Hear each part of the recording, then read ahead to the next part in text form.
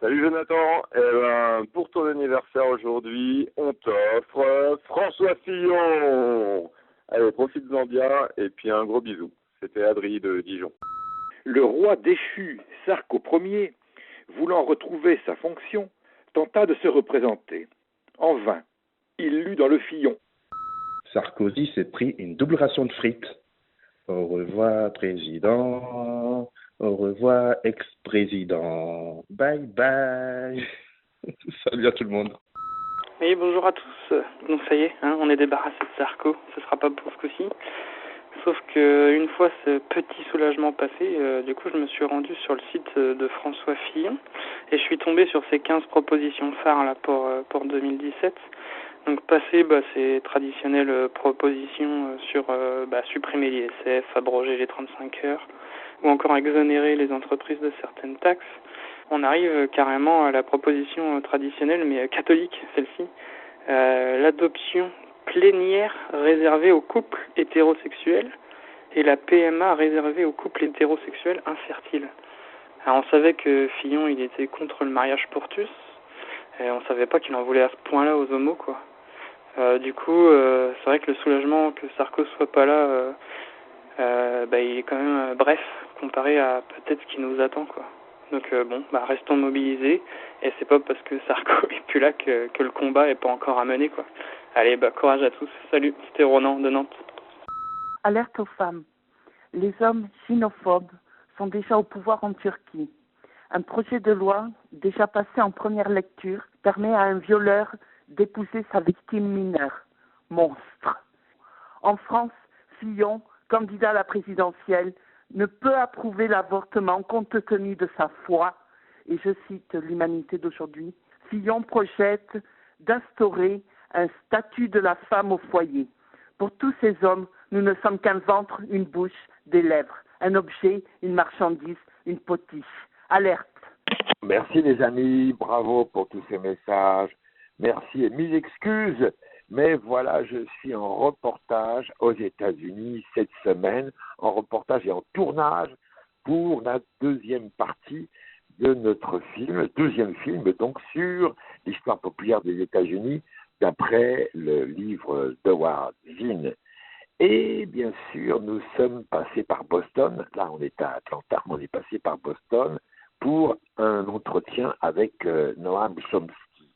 Et on vous mettra ça en ligne la semaine prochaine, dès notre retour. Et ce que dit Noam Chomsky n'est évidemment pas très rassurant, vous vous en doutez. Il dit notamment le Parti républicain est devenu l'organisation la plus dangereuse de l'histoire mondiale. Parce que le 8 novembre 2016, c'est pas seulement le jour où, entre la peste Hillary et le choléra Trump, c'est le résultat que vous savez, mais aussi ce jour-là, ce 8 novembre 2016 dernier, l'OMM, l'Organisation météorologique mondiale, a livré un rapport à la COP 22 de Marrakech indiquant que les 5 dernières années ont été les plus chaudes jamais enregistrées. Or, Trump, le maître du monde, est un climato-sceptique, comme vous savez, et il annonce un accroissement de la production et de l'utilisation d'énergie fossile. Pour Noam Chomsky, c'est la course au désastre.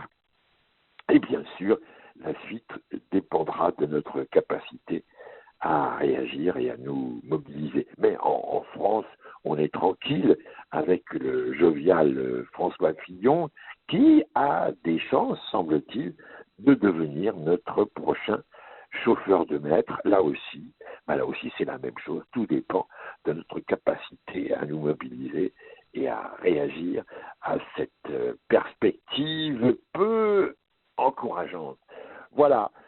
La suite, je vous la raconterai dans les jours qui viennent, pas dans les semaines, mais dans les jours qui viennent. En attendant, voici la suite des messages que vous avez laissés sur le répondeur de la base J'y suis au 01 85 08 37 37. 01 85 08 37 37. Il est 6 heures du matin à Atlanta et la clim de la chambre vient de se remettre en route. Oui, simplement, Daniel, mais c'est à mourir de rire, la couverture du livre Martine au centre de déradicalisation. Mais vraiment, alors là, mais quelle trouvaille. Allez, merci et bravo. Salut. Trump à la présidence, ça fait peur. Mais les Américains sont déjà dans la rue avec pancarte Not my president.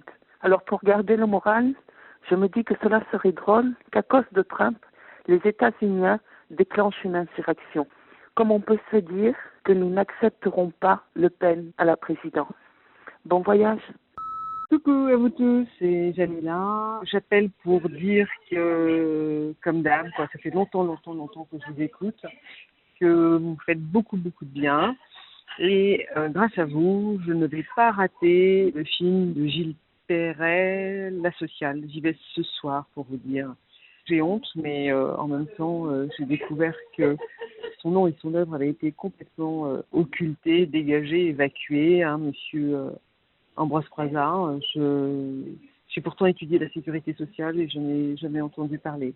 Comme quoi. Merci à vous, merci pour la mémoire que vous continuez de transmettre, merci pour le courage et merci pour la rigolade. À bientôt. Cher Daniel, le 15 novembre 2015, mardi, à 7h40, à France Culture, Guillaume Erner recevait Jean-Hervé Lorenzi. Il l'a présenté tout simplement comme étant le président du cercle des économistes et il a laissé blablater pendant 20 minutes, expliquer que le protectionnisme n'est pas une bonne chose pour les pays, que les impôts n'ont pas assez baissé, que l'impôt est trop important en France, que l'impôt tape dans l'emploi, qu'il faut pousser les gens à investir dans les entreprises en défiscalisant. Et tout ça, en n'expliquant pas que Jean-Hervé Lorenzi siège au conseil d'administration de la banque Rothschild, au conseil d'administration de BNP, au conseil d'administration de l'Air Hermès. Donc je me demande si Guillaume Erner ne fait pas une matinale, une tribune insidieuse pour la banque Rothschild. C'est fatigant. Depuis que tu n'es plus à France Inter, qu'on ne peut même plus ouvrir la radio, une radio nationale où on entend autre chose que du prêchi-prêcha de chien de garde. Voilà. Mais écoute, vivement qu'il y ait un 7-9-9. Salut à tous, j'ai une super idée pour un documentaire ou un reportage ou je sais pas. Peut-être que ça a déjà été fait d'ailleurs. Si ça a déjà été fait, j'aimerais bien savoir où est-ce qu'on peut trouver ça parce que c'est une question qui me brûle les lèvres surtout en ce moment là. Comment ils font en fait tous les gens qui écoutent la radio tous les matins ou qui regardent le JT, la téloche à peu près tous les jours? Comment ils font pour supporter ça au bout d'un moment? Parce que la plupart des gens quand même ils sont pas bêtement à suivre les JT et puis à jamais avoir de regard critique du tout quoi. Et bon bref, toute cette merde là que des gens arrivent à gober tous les matins ou tous les midis ou tous les soirs, tous les jours de la semaine, comment ils font pour vivre avec? Je me pose la question, plutôt que d'attendre le 799 ad nauseam là qui viendra peut-être jamais et c'est pas grave dans le fond, ça va pas changer notre vie non plus. Je me demandais si ce serait pas plus intéressant de faire une vraie étude sociologique pour savoir comment les gens arrivent à écouter encore cette merde, mais un truc vraiment béton quoi, pas juste poser une question et faire du micro-trottoir. Vraiment se demander psychologiquement comment les gens arrivent à faire ça, ça me passionne, voilà. Les 26 et 27 novembre à la Maison des Métallos aura lieu la 2e édition du salon des livres et l'alerte.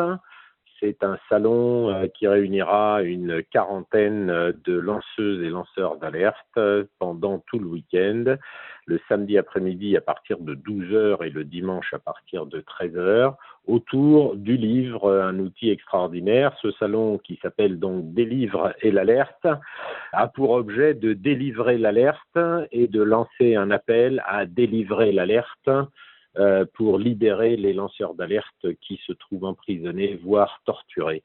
Venez-y, c'est un événement unique et j'espère que là-bas, il sera. Merci, au revoir. Salut là-bas si j'y suis. Lorsque je vois et j'entends dans les médias, mais aussi autour de moi, avec quelle violence sont traités les pauvres, ils sont devenus les boucs émissaires de ce pays malade, je me demande si l'histoire ne se répète pas. En effet, en modelant l'opinion de cette façon, est-ce que l'Europe ne se prépare pas, à nouveau, à offrir un sacrifice sur l'autel du capitalisme en versant le sang des pauvres ?